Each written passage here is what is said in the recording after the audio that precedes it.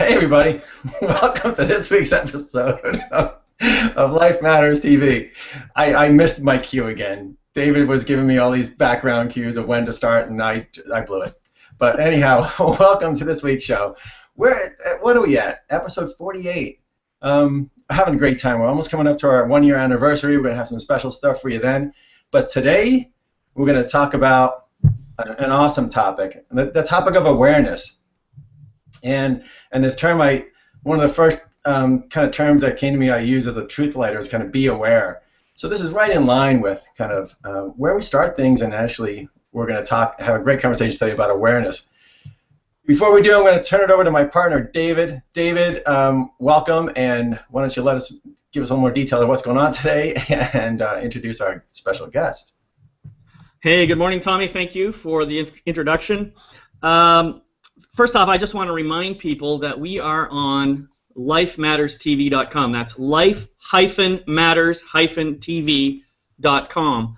And all of our episodes are there. You can go and find them. You can search for topics if you're interested. And of course, we always have the posting for our next upcoming webinar. So you always have that information available. Please go visit, and please go and make a comment or two on some of the topics, because we'd really like to get some interaction going on there and encourage people to share their perspectives.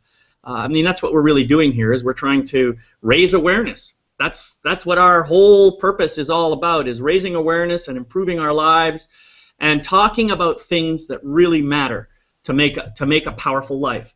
And today, to help us do that, we have a really wonderful spiritual sister by the name of Laina Orlando, and she actually is going to be sharing with us her expertise on this whole subject of awareness, perhaps from a slightly different perspective than Tommy and I generally talk about. I think Laina's coming from a kind of a higher level where she talks about, are you aware that you are the awareness that is aware of everything? I love that statement, and it really just kind of warms the cockles of my heart. So anyway, I'd really like to welcome you, Laina. Thank you for joining us today, and just say hello.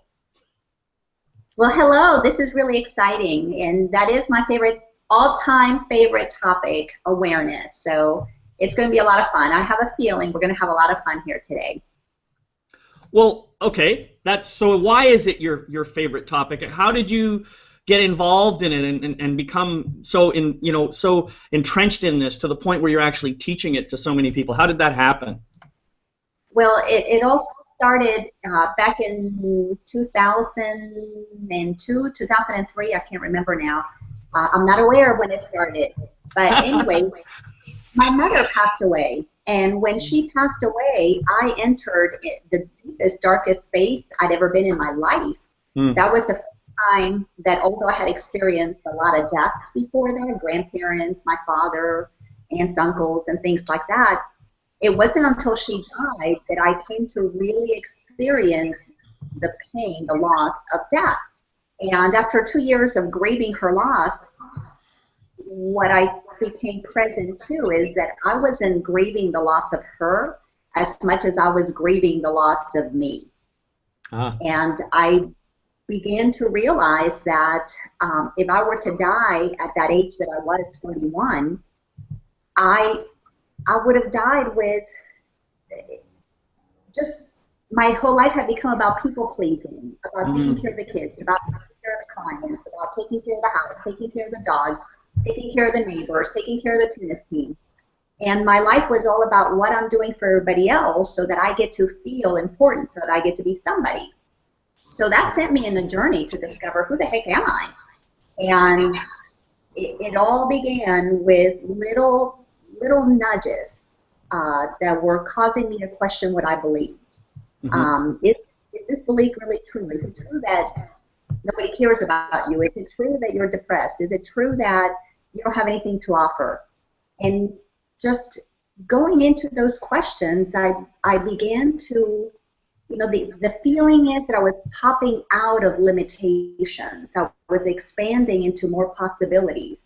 And little by little, I began to realize that there was a world out there that I had not experienced because I was living such a small, finite life I was so defined by what I did, by my kids, by my husband, that as I was questioning who I was, literally who I could be was opening up for me.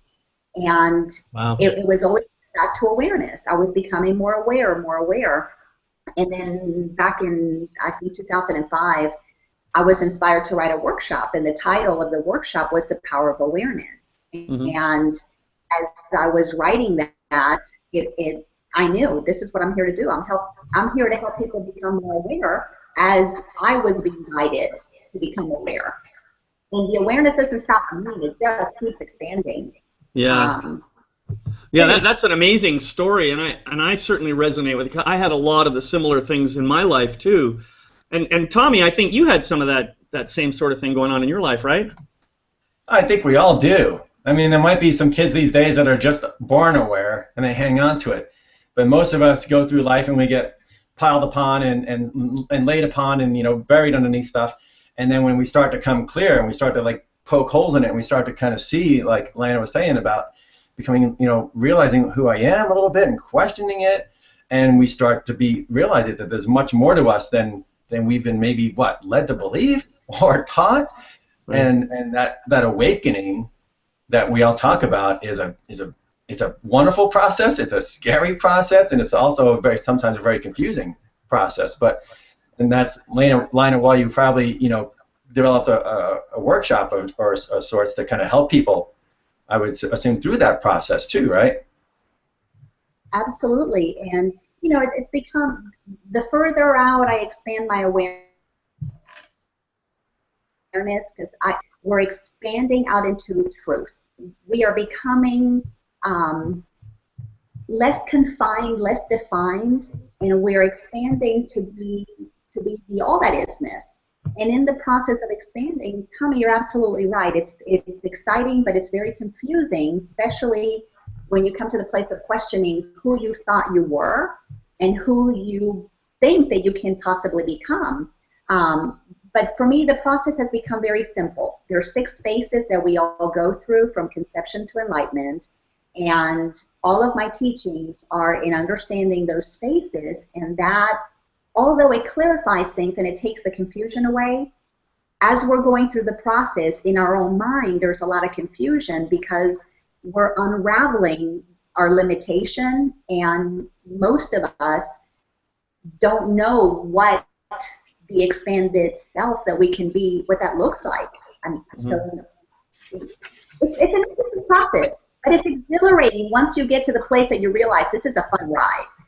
Yeah, I was going to just say, I think for me personally, when I recognize confusion, and that's a good word, I think, because you're bringing things together from multiple places and making a big glom of stuff, and that's why it's confused. But anyway, the idea is, for me, when I am confused, it's usually because my ego has one thing to say and my spirit has a different thing to say, and it's not always easy for me to reconcile those two. They sometimes seem to be in opposition. There appears to be some kind of a paradox that goes on there. And I think what you were talking about is who we really are is way beyond anything in this physical form. And the physical form happens to include the ego. So we have to kind of get outside of the ego in order to really recognize and remember who we really are. So thank you for bringing that up. Oh, absolutely. You have to question your ego. You have to get to know your ego. In one of the phases that I take my clients through, that I had to go through, is the phase that curiosity. And I had to become curious about what are all these fears that I had. What are all these limiting beliefs? And that's when I began to understand that I have this ego, and it's not the traditional psychological ego, but it's the ego that perpetuates a story of separation. It's the ego that denies what I really am. Mm-hmm. So I had to create a process called making ego my amigo so that I could begin to question it, ask it. What is it that you're believing that has me so scared? Please talk to me. Tell me. And when I began to befriend that part of me and began to understand that it's nothing more than this scared little girl that didn't get enough love and attention from mommy and daddy, once I began to befriend my ego side, my fear-based side, my small side, it's really amazing. Yep. The expansion accelerated. The ability to move past it accelerated, so that now, instead of my having an ego that dictates my life, I have an ego that has belief systems, and I get to choose to follow it or not. So it's almost as if I've hopped behind that limitation, and it's just, they're familiar beliefs. They're there. Mm-hmm. They rise, and I can say, wait a second, am I going to get hijacked into this story or not? And I can say, you know what, today, ego, no, I'm not going to play that game. And it's a fun game. It's a fun game now. Yeah. It does become a game. And I want to kind of bring to light some common thing that both of you were saying, is that we already are this awareness. Yep. We already are this light. Because some people think, oh, here I am, a human being with an ego and a body, and now I've got to get to some place called enlightenment or whatever the hell that means, and then and it feels like it's this thing that we've got to attain or go for or go find or seek, and really, you already are. And that's what you were saying, Laina, is that when we start peeling back things and start getting rid of stuff, we realize we're already here. We are awareness. We are enlightened. We are these bright lights, and we are spirit first. We talked about Life Matters 360. We're physical, spiritual, emotional, mental beings. Well, to me, that spirit is number one, and everything else is just a shell I'm in with my brain, with its ego, and my emotions. But spirit first, that's who we are, and if we get that, it just seems so much easier, because then we just have to find it in ourselves. We don't have to go out and go searching for it all over creation. Yeah, I think that's absolutely true, and I totally agree with that.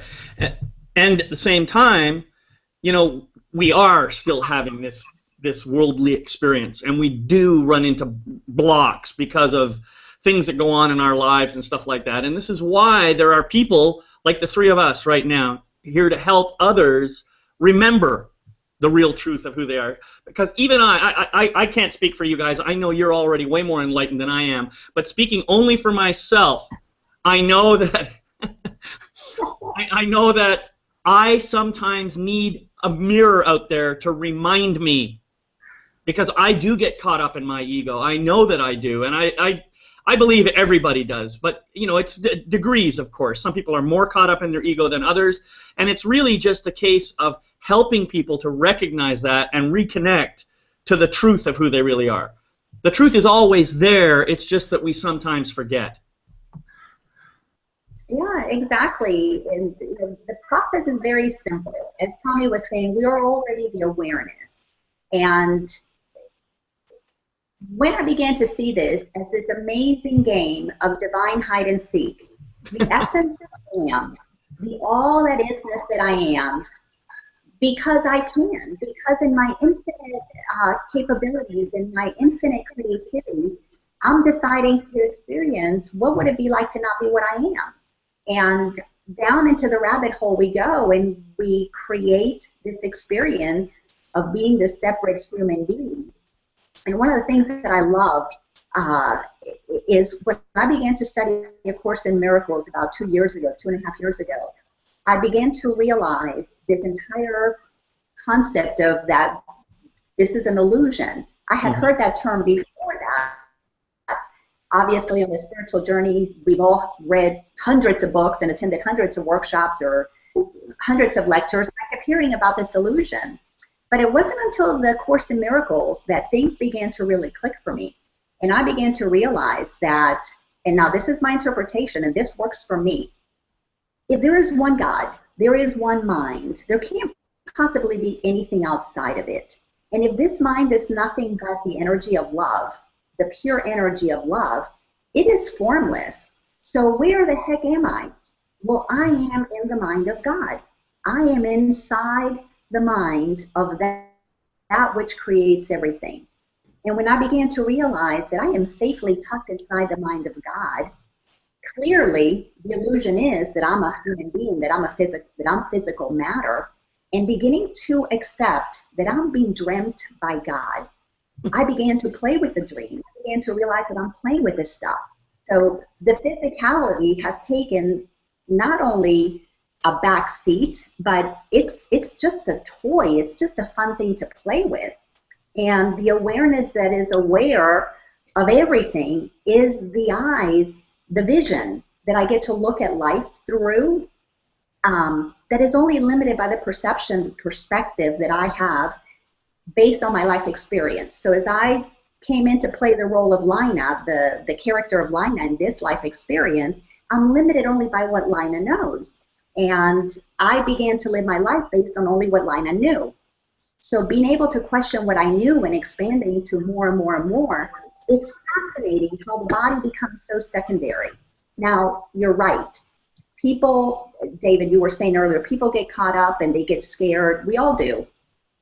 But when you begin to realize that the fear is simply a reaction to something you believe, oh my gosh, freedom. Freedom begins to open up. The ability to say, well, how do I want to experience this instead? That's what's really exciting. That's what's really exciting. I mean, it's just so much fun. Yeah. Can you tell I'm excited about this? Well, I can certainly tell that you're excited about it. I just want to say one more word about this whole process of remembering. I think part of this game that you're talking about, and I agree totally, it's a game, it's an illusion. The whole thing is just, I love that divine hide and seek idea. That's really fun. But really, for me, when I get caught up in my ego, that part feels painful. But there's a certain amount of the joy of remembering. I can't describe that in any words. You use the word freedom. I think there's even something bigger than that there. When I transition out of that pain of ego and come back to the joy of spirituality, there's just that transitional part is so enjoyable. Yeah. And I think that's part of the reason that we keep playing this game, is because we get pleasure out of that. We get enjoyment out of it. And not only that, we get to see ourselves growing and expanding and evolving and developing and becoming bigger and better and more amazing versions of who we were before. So I think that's kind of what's going on here, and I love it. I mean, I believe we're all on the same wavelength here, and we're having a slightly different choice of words to describe it. But what do you think, Tommy? And some words popped in there, that feeling of when I'm in. I'll put this in a little bit of a time perspective too, because that experience, David, of the realization and those moments when I'm feeling that sense of, to me it's peace. To me it's like an inner sense of peace is a word I use, and it's also playful. Mm-hmm. You know, talking about a game, I'm playful, and the word that's in between peace and playful is present, because it only happens when I'm here in this moment. Yeah, that's when I'm connected. That's when I'm connected to. Yep. My wisdom. That's when I'm connected to. That I'm in the game of hide and seek. I find things in the moment, right? And I'm sure we can all agree on that, but. Yeah, it feels different to everybody, and maybe our mind isn't meant to wrap words around it, but it's a good place to be. Yeah, I totally agree. It's hard to use words now. For a long time, as I was beginning to discover, to remember, to awaken to what was going on, oh my gosh, the words I had them right there. All these words that I knew, trying to use these big words, and it gets simpler and simpler in words. Get in the way of expressing what's actually happening. But I want to say something to David. You were talking about how exhilarating it is to pop out of one issue and have the experience of seeing yourself moving through a limitation, moving through that ego story. And that's exciting. But I can tell you that was very exciting, and there were moments of excitement in the midst of a lot of discomfort.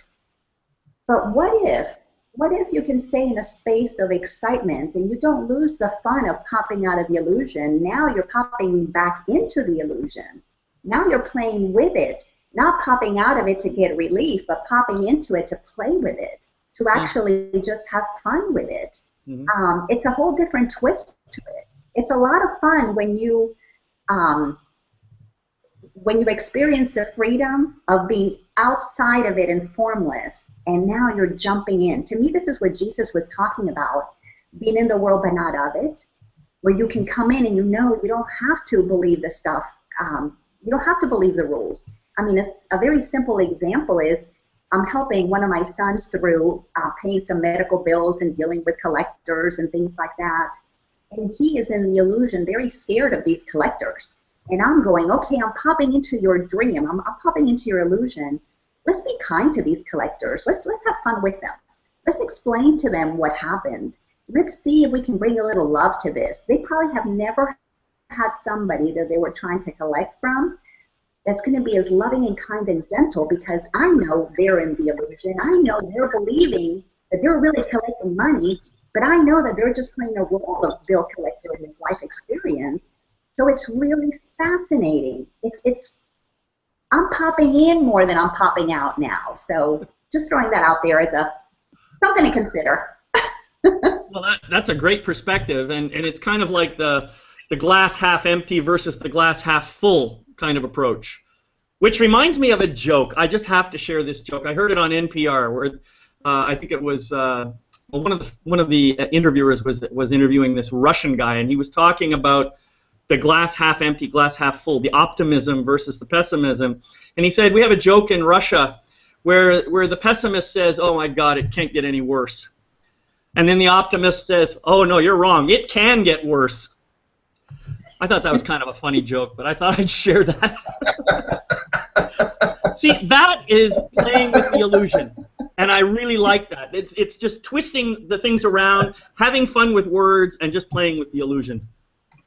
David, it's like when we do this show right now, right? There are times when and people feel it, when we're just totally free and we're totally present, we're totally in the moment, and just things are flowing through us, and that's just when that's happening. We're playing, and we talk about that, and when we do it, it's magic. It's magic, and people feel it, and they lock onto it. And then other times we start thinking about, oh, what am I going to say next, or oh, how can I respond to that? And then we get a little bit of ego in there. But Laina, what you're saying is, and this is true. This is just true of all of us, right?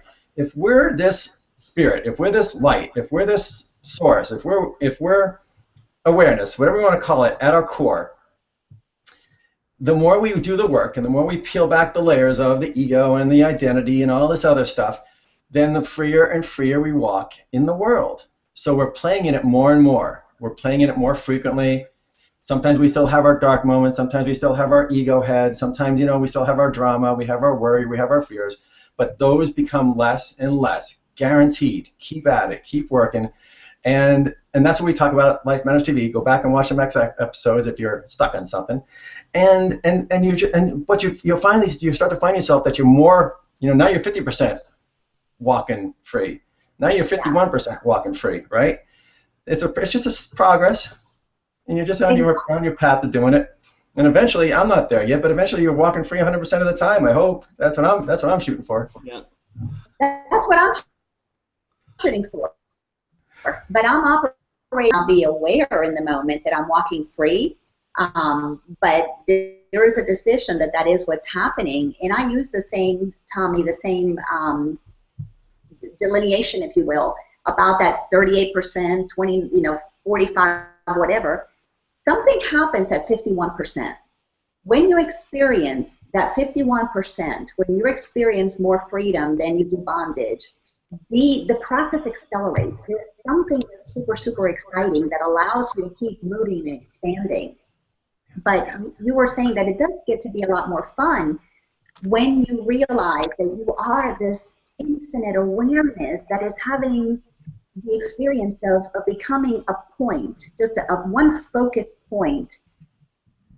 But the further out that I continue to expand into truth, which means not living my life by the limitations of beliefs, of rights and wrongs and good and bads, but rather if everything is possible, the more that expansion happens, the more I feel directed by God, source, spirit, whatever you want to call that.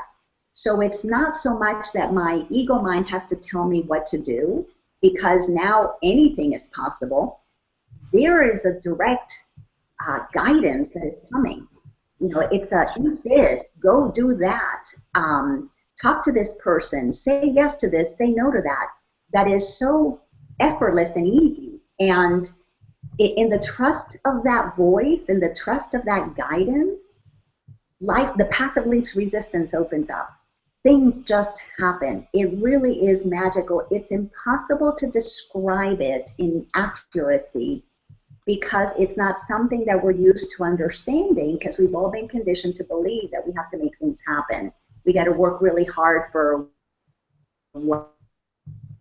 whatever, laid back or lazy. Well, I'm watching my laid back, lazy kids, and things happen for them. They are just in this place of doing whatever it is that they're wanting, and things just open up for them. So I want them to preserve as much of their, hey, I'm expecting it to happen for me, as much as possible, because there is something that guides us as children, and we just get trained out of listening to that voice. But as I continue to nations, I love being guided. I love being told what to do from that inner voice now. It's really fun. That's what tells me what to do, and I like it. Yeah. Well, I was, as you're talking about that, I'm thinking, all of us, we are that inner voice. We are. It's not that we're just connected to it. That's what we are. We are that awareness. We are that voice. We are that wisdom. It's funny. I didn't actually plan this, but my daily affirmation for today arrived on my email, and I read it, and it says, "I am empowered by a deep wisdom and intuition that provides all the answers I ever need." And I thought, wow, isn't that perfect for today's discussion? I mean, all of us have that capability. All of us are empowered by that wisdom.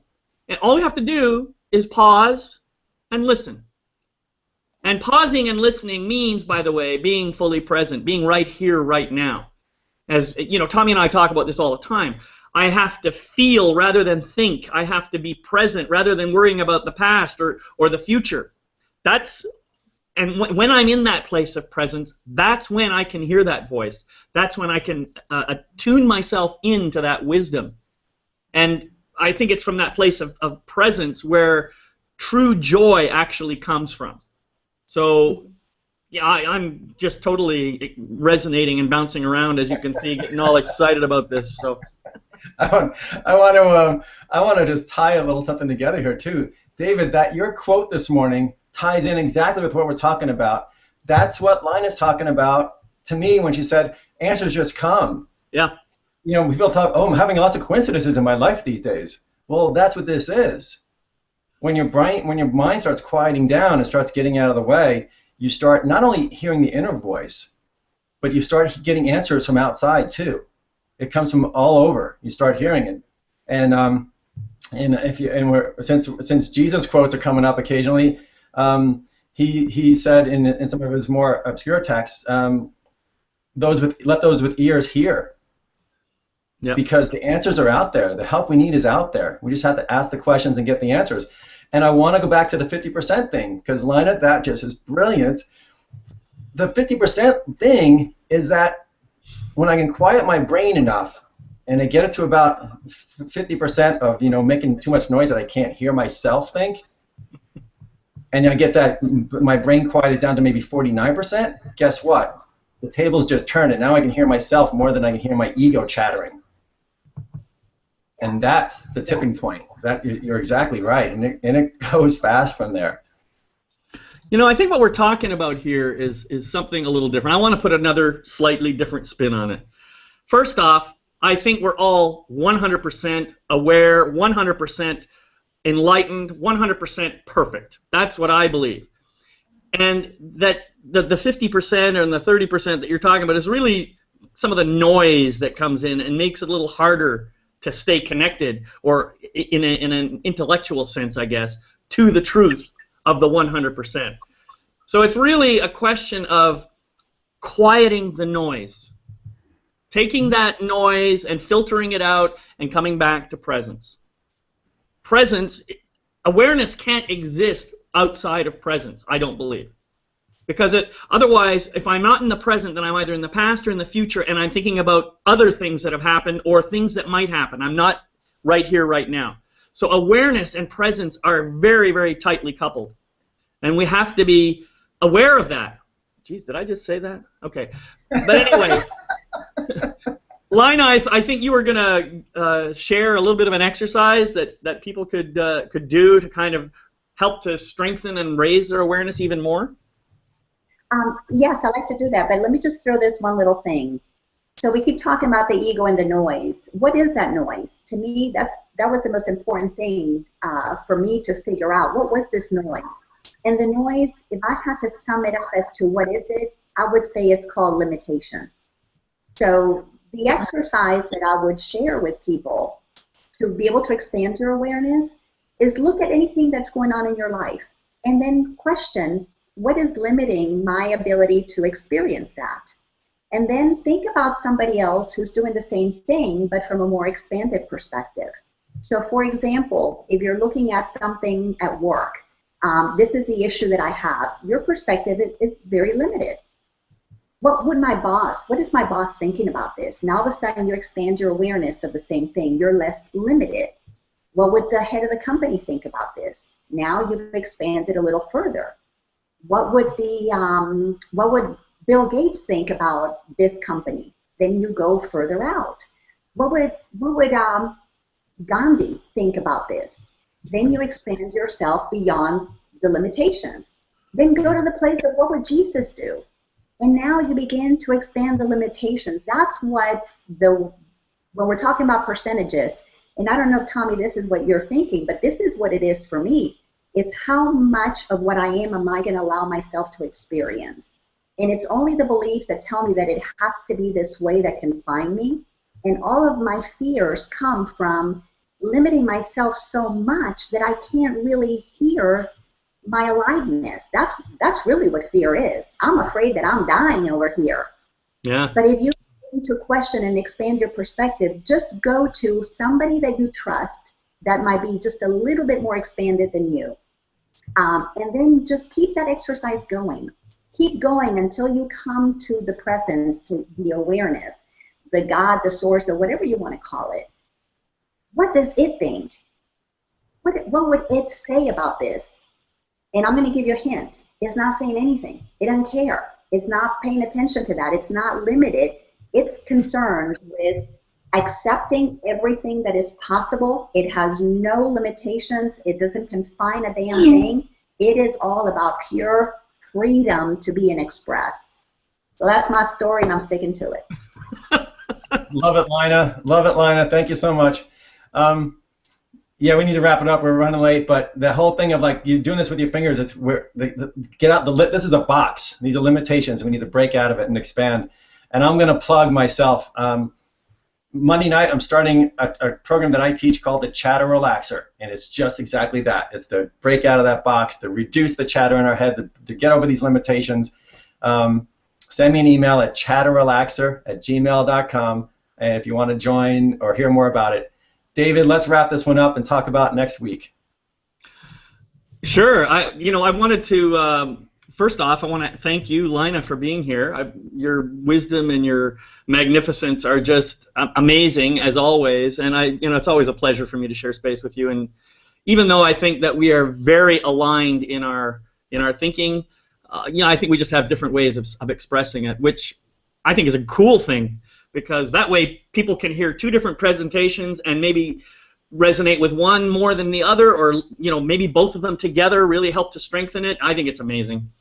And Tommy, of course, it's always a joy to be sharing space with you, brother.